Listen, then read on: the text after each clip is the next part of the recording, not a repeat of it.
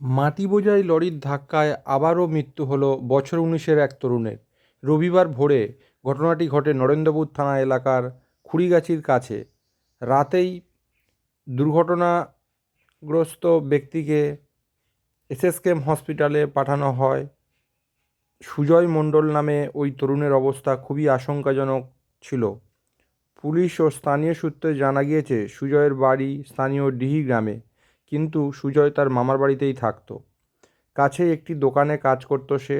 রোজকার মতো ওই দিন ভোরে দোকানে কাজেও আসে। তারপর বাইকে তেল কিছুটা কম থাকায় কাছাকাছি একটি পেট্রোল পাম্পে তেল ভরতে যায়।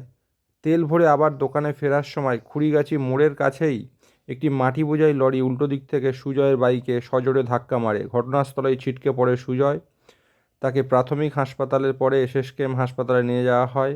সেখানেই চিকিৎসার পরে সুজয় রাত্রেবেলায় মারা যায়। এদিকে ধাক্কা মেরে পালায় লরিটি। নরেন্দ্রপুর থানার পুলিশ লরিটির খোঁজে তল্লাশি চালাচ্ছে এবং পুরো ঘটনা তদন্ত করে দেখছে যে কী কারণে এই দুর্ঘটনা ঘটল।